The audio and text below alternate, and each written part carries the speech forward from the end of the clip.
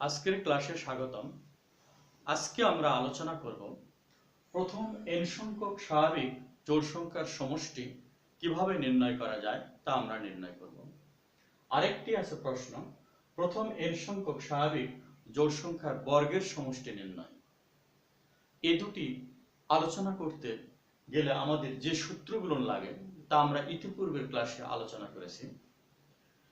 আমরা জানি প্রথম n সংখ্যক স্বাভাবিক সংখ্যার সমষ্টির সূত্র, যাহা n ইন্টু n প্লাস 1/2। লিখে এখানে আমি আলোচনার জন্য আবার লিখলাম 1 plus 2 plus dot dot plus n equal আমরা লিখতে পারি n ইন্টু n প্লাস 1/2। এই সূত্রটি হলো আমাদের প্রথম n সংখ্যক স্বাভাবিক সংখ্যার সমষ্টির সূত্র, যাহা n ইন্টু n প্লাস 1/2। স্বাভাবিক সংখ্যা বলতে আমরা বুঝি গণনাকারী সংখ্যা বা শূন্য বাদে ধনাত্মক পূর্ণ সংখ্যাকে স্বাভাবিক সংখ্যা বলে।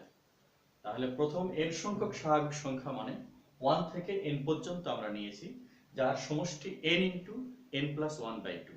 এই সূত্রটি ব্যবহার করে আমরা প্রথম n সংখ্যক স্বাভাবিক জোড় সংখ্যার সমষ্টি নির্ণয় করব। আমরা এখন লিখতেছি মনে করি প্রথম n সংখ্যক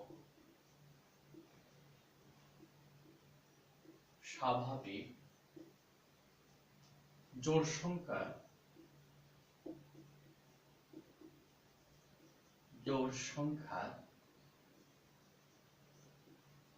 সমষ্টি Sn।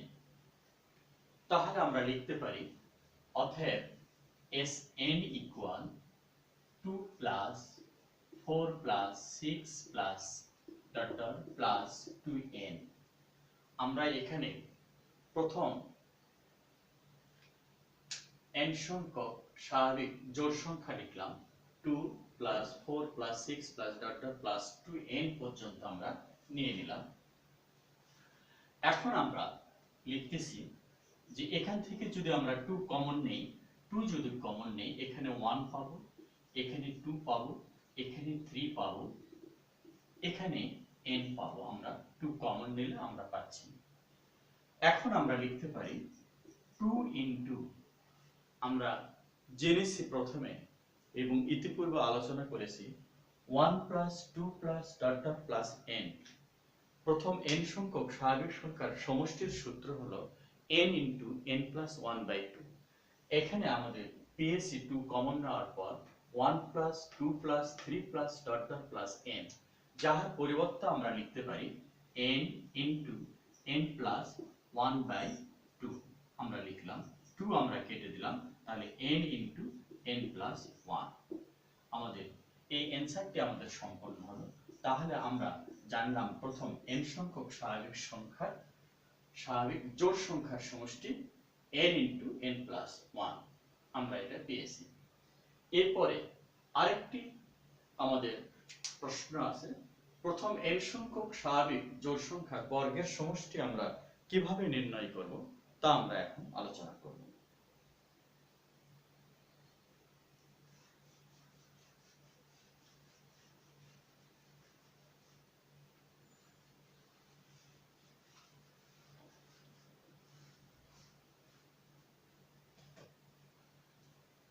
পরের অঙ্কটি সলভ করতে গেলে আমাদের যেটি প্রয়োজন হবে, যে সূত্রটি, সেটি আমরা বলি। যেহেতু প্রথম n সংখ্যক স্বাভাবিক জোড় সংখ্যার বর্গের সমষ্টি নির্ণয় করতে বলা হয়েছে, এখানে n সংখ্যক স্বাভাবিক সংখ্যার বর্গের সমষ্টির সূত্র আমরা ইতিপূর্বের ক্লাসে আলোচনা করেছি। সূত্রটি আমি লিখতেছি 1 square plus 2 square plus dot dot plus n square equal আমরা লিখতে পারি n into n plus 1 into 2n plus 1/6। আমরা এই সূত্রটি আমরা লিখলাম। এই সূত্র ব্যবহার করে আমরা দ্বিতীয় প্রবলেমটি আমরা সলভ করব।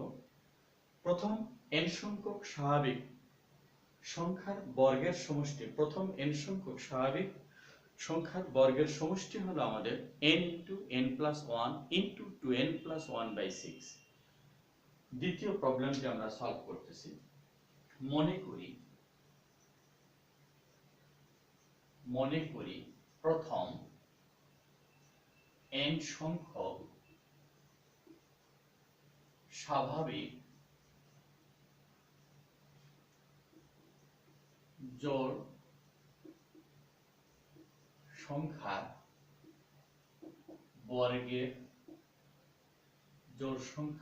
বর্গের সমষ্টি Sn যদি আমরা ধরে থাকি, তাহলে অতএব Sn equal 2 square plus 4 square plus 6 square plus dot dot plus 2n square আমরা নিয়ে নিলাম।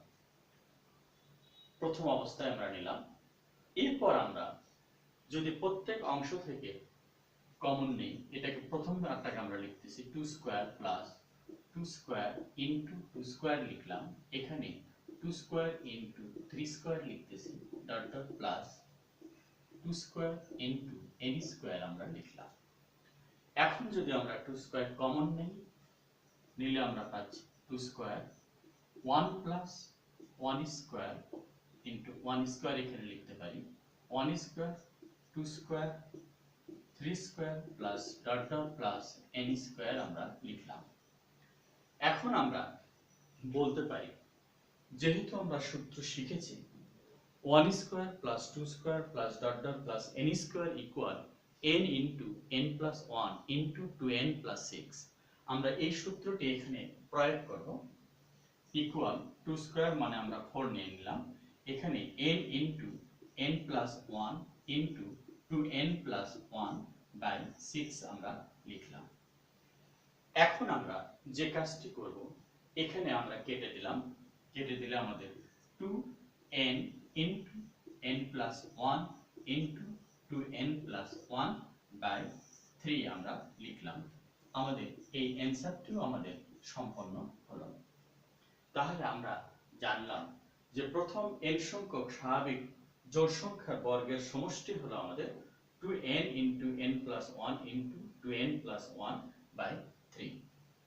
এখানে আমরা দুটি প্রবলেম সলভ করলাম। প্রথমটি ছিল আমাদের প্রথম n সংখ্যক স্বাভাবিক জোড় সংখ্যার সমষ্টি, যাহা আমরা পেয়েছিলাম n ইনটু n প্লাস 1।